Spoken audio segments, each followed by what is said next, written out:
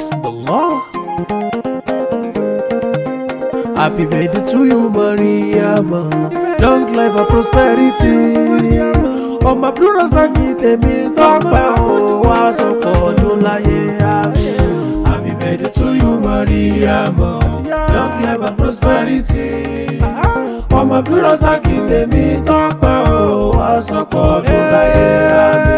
Happy birthday to you, Mariama. Happy birthday to you, Mariama. Long life and prosperity. Ọmọ Abdulrasaq tèmi tọ́pẹ́ o, wá sọ̀kọ̀ ọdún láyé àmì. Happy birthday to you, Mariama. Long life and prosperity. Ọmọ Abdulrasaq tèmi tọ́pẹ́ o, wá sọ̀kọ̀ ọdún láyé àmì. Òkìkí Ànábì Muhammadu, ọmọ àwọn ènìyàn gbogbo ayé pátá. Àdúpẹ́ fọ́lọ́run Ta'ala, ọba tó sẹ́mi yẹ kò dóní. Àrùn méjì fọ́bọ̀lúwà mi ojú ká alhamdulillah lọ. Every October 6 lọ́jọ́ ìbí Mariam Abdulrasaq. Ọmọ wọn nínú ilé ìṣàkópẹ́ láyé o, kò mọ̀ ṣe fọ́jọ́ ọlọ́jọ́ lọ. Happy birthday to you, Mariam. Long life and prosperity. Ọmọ Abdulrasaq tèmi tọ́pẹ́ o, wá sọ̀kọ̀ ọdún láyé àmì.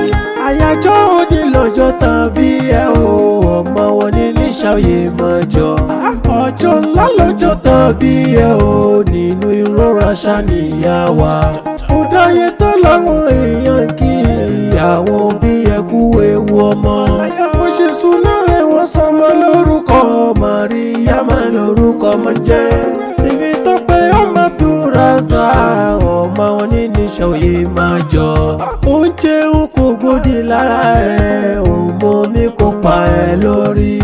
Ìdí nìyẹn tàbí dúpẹ́ o, fọlọ́ngọ́ba tó dá ẹ sí. Happy birthday to you, Mariama. Long life and prosperity, àmín. Happy birthday to you, Mariama. Long life and prosperity. Ọmọ Abdulrasaq tèmi tọ́pẹ́ o, wá sọ̀kọ̀ ọdún láyé àmín. Abdulrasaq tèmi tọ́pẹ́ o, Mariam gbọ́. Jẹ́ kí n kí ẹ délé bàbá ẹ. Ìwọ lọmọ wọn nílé alágbà nílùú Ìníṣàyè mọ́jọ. Ṣé wọ́n lọmọ kò dùn mí ẹni àrí ìlàró fún. Ẹ̀yin lọmọ ìdínkù máa yọ níwájú bá. Ṣẹ́yìn lọmọ ìdínkù máa yọ níwájú bá nílé bàbá tó bí lọ́mọ. Ẹ̀yin lọmọ pápá lè dé. Ọjọ́ tí mo gbọ́ pé létà pàjọ́, mo sáré títí tí mi fẹ́ já. Wọ́n nítorí kí ni mo ṣe ń sáré.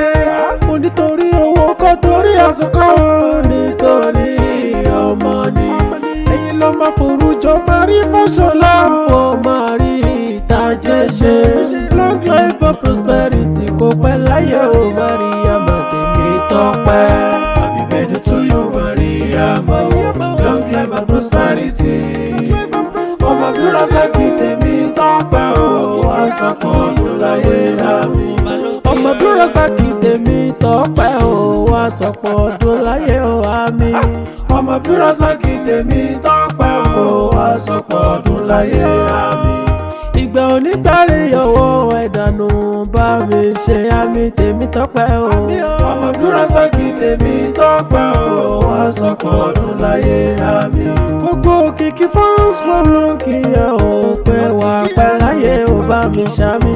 Ọmọ Abdulrasaq tèmi tọ́pẹ́ o, wá sọ̀kọ̀ ọdún láyé àmín. Long life and prosperity, wá sọ̀kọ̀ ọdún láyé o. Ọmọ Abdulrasaq tèmi tọ́pẹ́ o, wá sọ̀kọ̀ ọdún láyé àmín. Òkìkí Ànábì Muhammadu Rasulullah, ọmọ àwọn ẹni Ọlọ́run ọba kò ń fàyọ̀ kọ́.